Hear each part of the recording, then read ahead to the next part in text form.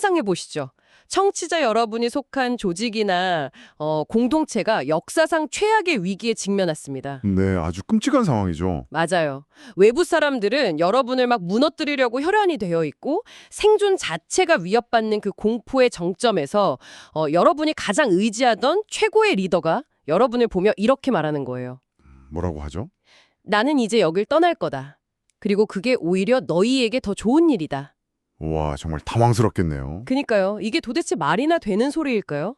전혀 납득할 수 없는 이 황당한 선언이 사실은 인류 역사상 가장 치밀하고 완벽한 위기 대응 전략이었다면 어떨까요? 겉으로만 보면 그 조직이 완전히 붕괴하기 직전의 시나리오 같잖아요. 네, 완전 망한 거죠. 하지만 놀랍게도 이것은 우리가 가진 가장 유명한 고대 문헌 중 하나에 정확히 묘사되어 있는 실제 상황입니다. 맞습니다. 오늘 우리가 이번 심층 탐구 시간에 깊이 파헤쳐볼 자료는 바로 2000년 전에 쓰인 요한복음 16장 1절에서 15절의 텍스트입니다. 네, 아주 흥미로운 본물이죠. 그리고 이 텍스트를 분석한 류일호 목사님의 강해윗 묵상 자료를 바탕으로 이야기를 나눠볼 텐데요. 오늘 우리의 목표는 이 자료를 단순히 박물관에 전시된 고요하고 엄숙한 종교 텍스트로 읽는 게 아닙니다. 그럼 어떻게 접근할까요? 스테인드 글라스 너머 그 거룩한 포장을 한꺼풀 벗겨내고요. 극심한 공포에 마비된 사람들, 리더의 부재라는 패닉, 그리고 전혀 새로운 형태의 안내자가 등장하는 아주 거칠고 인간적인 어떤 생존 매뉴얼로서 이 텍스트를 해체해보려 합니다. 아주 흥미로운 접근입니다. 당시 사람들의 역사적이고 약간 심리적인 현실이라는 렌즈를 끼고 보면요. 네네. 이 오래된 문서가 놀랍도록 긴급하고 실용적인 메시지로 다가오거든요. 그렇죠. 특히 우리가 절대적으로 의지하던 시스템이나 사람이 갑자기 짠 하고 사라졌을 때 그 위기를 어떻게 돌파해야 하는지에 대한 아주 본질적인 통찰을 제공합니다. 자, 그럼 이들이 새로운 해결책을 찾기 전에 도대체 얼마나 무서운 문제에 직면해 있었는지를 먼저 들여다봐야 할 것 같아요. 이 제자들은 정확히 어떤 위협을 받고 있었던 건가요? 텍스트를 보면 그 예수님은 제자들에게 다가올 두 가지 구체적인 위협을 경고하십니다. 두 가지나요? 첫째는 사람들이 제자들을 회당에서 출교할 것이라는 점이고요. 둘째는 제자들을 죽이는 자들이 스스로 우리는 지금 하나님을 섬기는 일을 하고 있다고 굳게 믿는 시대가 올 것이라는 점입니다. 와, 두 번째 위협은 정말 섬뜩하네요. 네, 아주 무섭죠. 그냥 나쁜 의도를 가진 악당한테 공격받는 것도 무서운데 자기가 정의로운 영웅이라고 착각하는 사람들에게 막 사냥당하는 건 차원이 다른 공포잖아요. 맞아요. 사도행전 8장에서 그 사울이 스테반의 죽음을 되게 마땅하게 여겼던 것처럼요. 그렇죠. 그런 도덕적 정당성으로 무장한 폭력은 훨씬 더 집요하니까요. 정확한 지적입니다. 명분과 신념이 결합된 바퀴는 진짜 피할 길이 없죠. 하지만 여기서 우리가 더 주목해야 할 것은 첫 번째 위협, 바로 출교입니다. 출교요? 네, 현대의 관점으로 이 단어를 그냥 가볍게 해석하면 본질을 놓치기 쉽거든요. 확실히 그래요. 지금 우리가 뭐 주말 동호회에서 강퇴당하거나 특정 모임에 못 나가게 된다고 하면 기분은 좀 나쁘겠지만 기분만 나쁘고 말죠. 네, 그냥 다른 취미 찾으면 그만이잖아요. 일상생활이 뭐 무너지지는 않죠. 그런데 1세기 유대 사회에서 회당은 단순히 주말에 예배를 드리는 그런 종교시설이 아니었습니다. 그럼요. 그곳은 정치, 경제, 교육, 그리고 모든 사회적 네트워크가 팽팽하게 돌아가는 절대적인 중심지였어요. 아, 삶의 터전이네요. 거기서 쫓겨난다는 것은 시장에서 물건을 사고 팔 수 없게 되고 가족들로부터 철저히 외면당하며 시민으로서의 정체성이 완전히 삭제되는 것을 의미했습니다. 와, 한마디로 사회적 사형 선고죠. 대박. 그러니까 이건 극단적인 형태의 캔슬 컬처를 넘어서 아예 시민권을 박탈당하는 수준이네요. 정확합니다. 숨만 붙어있지 사실상 생존이 불가능한 상태인 거잖아요. 그 자료에 언급된 요한복음 9장을 보면 날 때부터 맹인이었던 아들이 눈을 떴는데도 그 부모가 막 벌벌 떨죠. 네, 부모가 출교당할까 봐 대밥을 피하는 장면이 나오잖아요. 심지어 12장에서는 사회적 지위가 높은 리더들조차 예수님을 믿으면서도 쫓겨날까 봐 그 사실을 숨겼다고 하고요. 맞습니다. 그만큼 뼛속까지 스며드는 공포였던 겁니다. 그렇기 때문에 여기서 보여주는 예수님의 그 심리적 접근 방식이 매우 놀랍습니다. 어떤 점이요? 예수님은 왜 굳이 이런 끔찍한 세부사항들을 미리 그것도 아주 적나라하게 이야기하셨을까요? 본문 1절은 그 목적을 너희가 실족하지 않게, 즉 흔들리지 않게 하기 위함이라고 밝힙니다. 아, 흔들리지 않게? 네, 일종의 정서적 예방주사를 놓으신 거죠. 정서적 예방주사요? 나중에 겪을 고통을 면역력 삼아서 미리 조금 주입한다는 뜻인가요? 비슷합니다. 인간의 신념을 가장 철저하게 파괴하는 것은 고통 그 자체보다 인지부조화거든요. 인지부조화요? 제자들 입장에서는 메시아를 따랐는데 막상 현실은 하나님의 이름을 부르는 자들에게 죽임을 당하게 생겼으니 우리가 틀렸던 건가 하는 그 거대한 모순에 부딪히게 되잖아요. 아, 멘탈이 나가는 거죠. 그래서 예수님은 이 충격적인 미래를 미리 예고하심으로써 서사를 통제하시는 겁니다. 아하. 실제로 핍박이 딱 시작되었을 때 제자들이 혼란에 빠지는 대신 이 모든 것이 이미 예견된 일이구나 라면서 예수님의 권위를 더 깊이 신뢰하게 만드는 아주 치밀한 안배인 셈이죠. 대단하네요. 단순히 막 겁을 주는 게 아니라 최락의 순간에 멘탈이 완전히 붕괴되는 것을 막기 위한 리더의 선제적 방어선 구축이었군요. 맞습니다. 그런데 텍스트를 읽다 보면 여기서 정말 이해하기 힘든 역설이 등장해요. 밖에서는 사람들이 죽이려 들고 제자들은 사회적 매장의 공포에 막 떨고 있잖아요. 그렇죠. 그럼 리더가 나서서 내다 끝까지 지켜주마 하고 방패가 되어야 할 타이밍인데 예수님은 불쑥 나는 나를 보내신 분에게로 간다 라며 떠날 것을 선언하십니다. 네, 그리고 그 순간 제자들의 반응이 아주 기이할 정도로 조용하죠. 맞아요. 보통의 상황이라면 아니 어디로 가십니까? 우리는 어쩌고요? 하고 질문이 막 쏟아져야 하는데 그들은 묻지도 못한 채 침묵합니다. 그 침묵이 참 묘하더라고요. 만약 제 상사가 회사가 망하기 직전인데 나 먼저 간다 라고 하면 저는 당장 멱살이라도 잡고 따질 텐데 말이죠. 하하, 당연한 반응이죠. 제자들은 왜 아무 질문도 하지 못한 걸까요? 우리가 참고한 굿뉴스 스터디 바이블의 해설이 이 지점을 아주 명쾌하게 짚어줍니다. 예수님은 6절에서 너희 마음에 근심이 가득하다고 하시는데요. 네. 여기서 고대 히브리인들이 생각했던 그 마음이라는 개념을 잘 이해해야 합니다. 현대인들에게 마음은 주로 감정을 느끼는 그릇이잖아요. 그렇죠. 마음이 아프다, 슬프다 뭐 이렇게 쓰니까요. 하지만 히브리 사상에서 마음은 다릅니다. 감정이 아니라면 어떤 역할을 하죠? 마음은 논리적인 결정을 내리고 도덕적 선택을 하는 인간의 통제센터입니다. 통제센터요. 즉 제자들은 지금 다가올 위협과 리더의 부재라는 엄청난 충격 때문에 단순히 슬퍼서 막 울고 있는 게 아닙니다. 상황을 판단하고 질문을 구성하고 다음 행동을 결정하는 내면의 지휘소 자체가 완전히 시스템 다운, 즉 마비되어 버린 거예요. 통제센터의 마비라 확 와닿네요. 완전히 과부하가 걸려서 컴퓨터 전원이 탁 나가버린 상태군요. 네, 아무것도 할 수 없는 거죠. 그렇게 완전히 얼어붙어 있는 제자들에게 예수님은 또 하나의 폭탄 발언을 하십니다. 내가 떠나가는 것이 너희에게 유익하다 이 말씀이시죠. 네, 여기서 저는 청취자 여러분의 입장에서 강하게 의문을 제기하고 싶어요. 조직이 무너지고 멘탈이 나갔는데 최고의 리더가 떠나는 게 도대체 어떻게 유익할 수 있죠?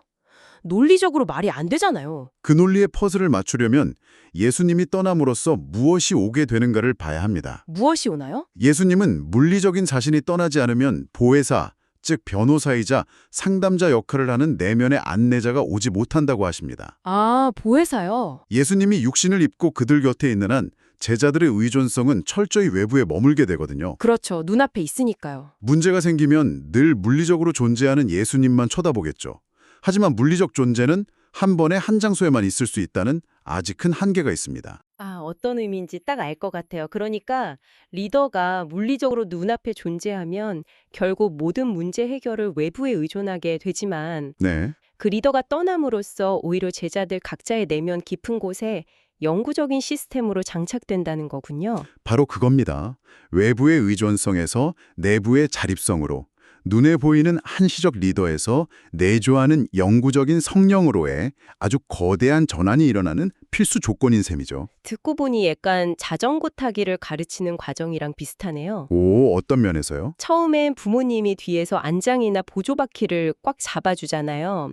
아이 입장에서는 그 외부에 지지대가 있으니 안심이 되지만 사실 그 보조바퀴가 붙어 있는 한 아이는 스스로 균형을 잡는 법을 영원히 배우지 못하거든요. 맞아요. 어느 순간 부모님이 손을 놓고 보조바퀴를 딱 떼어내는 그 찰나의 순간 아이는 엄청난 공포와 약간의 배신감 같은 걸 느끼겠지만 배신감이요? 네, 근데 그 물리적 지지가 사라져야만 비로소 자기 내면의 감각으로 균형을 잡고 독립적으로 앞으로 나아갈 수 있잖아요. 정말 훌륭한 비유입니다.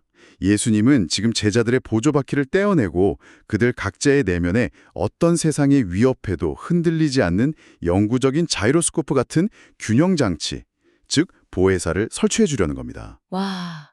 자, 그럼 그 강력한 내면의 가이드, 보혜사가 오면 세상에 어떤 일이 벌어질까요? 텍스트를 보면 이 보혜사는 단순히 막 마음을 달래주는 심리 상담사 정도가 아니더라고요. 맞습니다. 세상 밖으로 나가서 세상을 향해 거대한 반소를 제기하거든요. 네, 8절부터 등장하는 보혜사의 역할은 마치 대법원의 아주 날카로운 검사나 변호사 같습니다. 세상이 당당하게 내린 판결들을 조목조목 반박하면서요. 네네. 세 가지 기준, 즉 죄, 의, 심판에 대해 세상이 완전히 틀렸음을 입증해냅니다. 이 부분의 신학스럽 개념들이 솔직히 꽤 난해한데 하나씩 좀 풀어주시죠. 세상이 말하는 죄의 기준을 보혜사는 어떻게 뒤집습니까? 보통 세상은 도덕적인 실패나 법을 어기는 행위를 죄라고 부르죠. 그렇죠. 뭐 도둑질하거나 그런 거요. 하지만 보혜사는 죄의 근본적인 뿌리를 재정해야 합니다.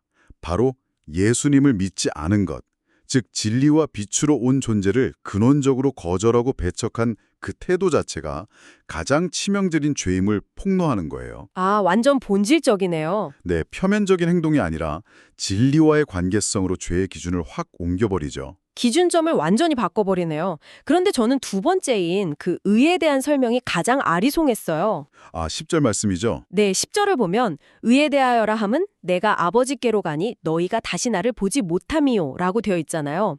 아니, 예수님이 안 보이는 곳으로 떠나는 것과 의로움이 도대체 무슨 상관인가요? 이게 어떻게 세상에 틀렸다는 증거가 되죠? 아주 날카로운 질문입니다. 이 구절을 이해하려면 우리가 제공받은 독일 성서 해설의 통철을 좀 빌려올 필요가 있어요. 오, 해설에 뭐라고 나오나요? 철저히 세상의 눈으로 물리적인 역사로만 십자가 사건을 한번 보십시오. 예수님은 형틀에 매달려 비참하게 죽었습니다. 그렇죠. 세상의 사법 시스템은 저자는 범죄자다, 우리가 저를 처형한 것은 아주 정당하고 의로운 일이다 라고 선언하고 사건을 딱 종결지었죠. 그게 바로 세상이 주장하는 의였습니다. 겉으로 보기엔 완전 제국과 권력의 완벽한 승리이자 예수님의 철저한 실패처럼 보이네요. 하지만 예수님이 죽음으로 끝나지 않고 부활하여 하나님 아버지께로 돌아갔다는 사실, 즉 이 세상의 눈에 더 이상 보이지 않는 하나님의 영역으로 높여졌다는 것은 엄청난 반전을 의미합니다. 반전이요? 네, 그것은 세상의 법정이 내린 사형 판결이 완전히 불법적이고 부당한 폭력이었음을 하나님이 직접 증명하신 사건이기 때문입니다. 아하, 이제 완벽하게 이해가 됩니다. 이건 말무대로 최고 재판소에서 벌어지는 판결 뒤집기네요. 맞습니다. 하급 시민 세상은 예수님을 유죄로 몰아 처형하면서 자신들이 정의롭다고 착각했어요. 그런데 최고 심판사인 보혜사가 내려와서 판결문을 완전히 다시 쓰는 겁니다. 판결이 어떻게 바뀌죠? 증거를 다시 보자. 죄를 지은 건 억울하게 죽은 예수님이 아니라 무고한 자를 죽인 너희 세상의 시스템이다. 네, 그리고 진짜 정의는 너희가 실패자라고 막 조롱하며 죽인 뒤 지금은 눈에 보이지 않는 바로 그 예수님께 있다. 이렇게 세상을 향해 통쾌하게 유죄를 선고하는 거군요. 와, 그 법정 드라마의 비유가 이 텍스트의 정수를 아주 정확히 꿰뚫고 있습니다. 제가 생각해도 좀 멋지네요. 하하. 그리고 이 재판의 클라이맥스는 자연스럽게 세 번째 기준, 심판으로 이어집니다. 11절을 보면 이 세상 통치자가 이미 심판을 받았다 라고 아주 못을 박습니다. 이미 받았다. 세상을 지배하는 악한 권력은 예수님을 십자가에 못 박아 완전히 제거했다고 막 샴페인을 터뜨렸겠지만요. 네네. 바로 그 희생적 죽음을 통해 악의 권력 자신이 정죄되고 권좌에서 쫓겨나는 결정적인 패배를 당했다는 사실을 보혜사가 명백히 선언하는 것입니다. 와, 이미 심판을 받았다. 청취자 여러분, 이 선언이 주는 무게감을 한번 상상해 보세요. 지금 제자들은 세상의 권력자들에게 붙잡혀 출교당하고 막 죽임을 당할까 봐 숨도 제대로 못 쉬고 있잖아요. 완전 패닉이죠. 세상이 너무 거대하고 무서운 괴물처럼 보였겠죠. 그런데 내면의 가이드가 속삭이는 겁니다. 쫄지 마.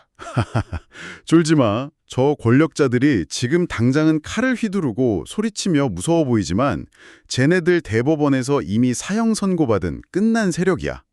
와, 두려움에 압도된 사람들의 시야를 단번에 이 승리자의 시야로 바꿔버리는 엄청난 선언이네요. 맞습니다.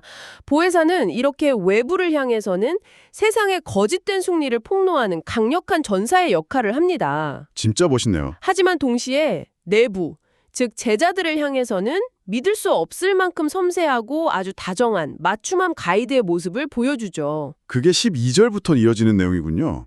저는 사실 이 대목을 읽으면서 속으로 기립박수를 쳤어요. 오, 어떤 부분에서요? 예수님의 제자들에게 내가 아직 너희에게 할 말이 많지만 지금은 너희가 감당하지 못한다라고 하시잖아요.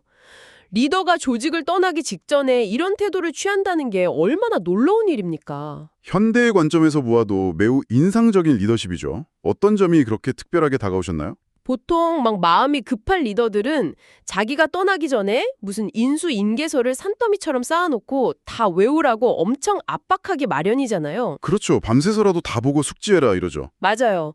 그런데 2000년 전에 이 텍스트는 현대 심리학에서 말하는 그 인지 과부하의 위험성을 완벽하게 이해하고 있습니다.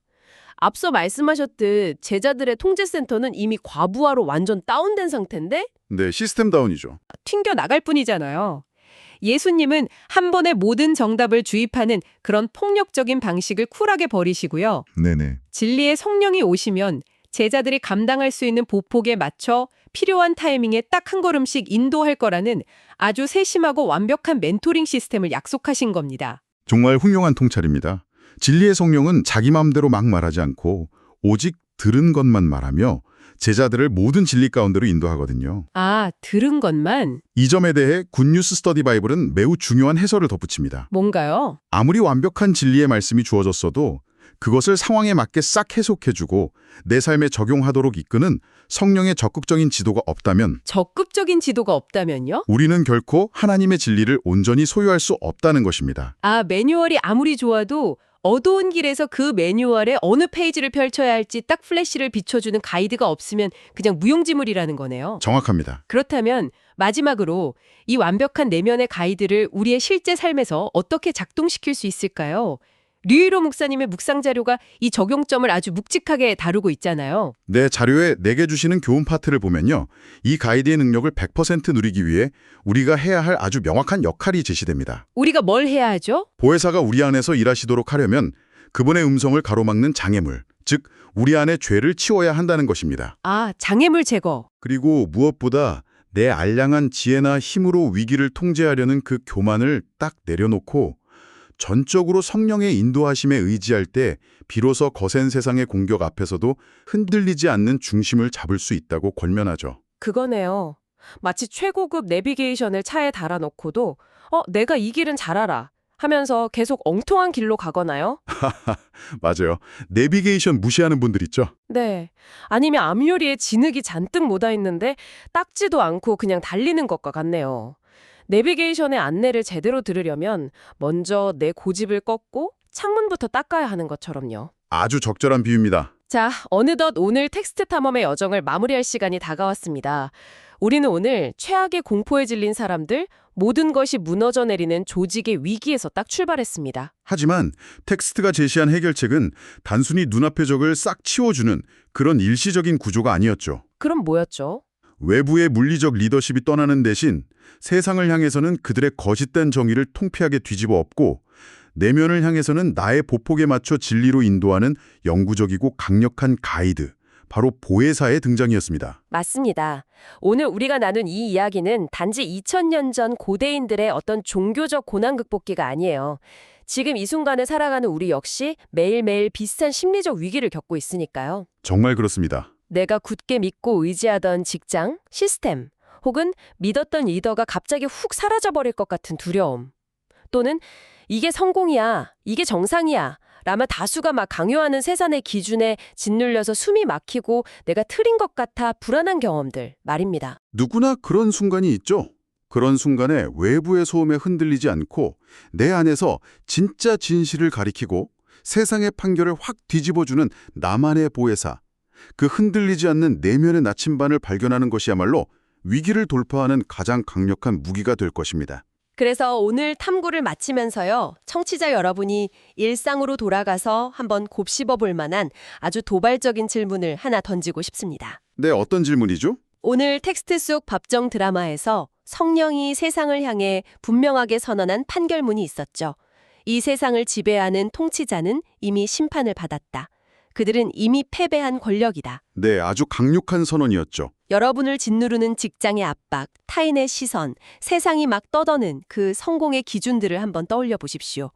그것들은 늘 우리를 두렵게 하고 눈치 보게 만들며 매일매일 나의 소중한 선택들을 양보하게 만듭니다. 그렇죠. 그런데 만약 여러분이 오늘 발견한 이 진실, 그러니까 나를 억압하는 저 거대해 보이는 두려움의 실체가 사실은 이미 판결이 끝난 힘을 잃은 종이 호랑이에 불과하다는 것, 이것을 내 삶에서 온전히 믿어낸다면 어떨까요? 정말 삶이 바뀌겠네요. 네.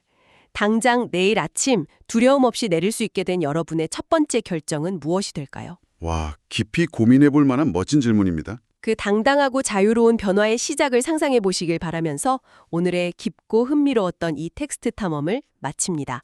함께 해주셔서 감사합니다. 감사합니다.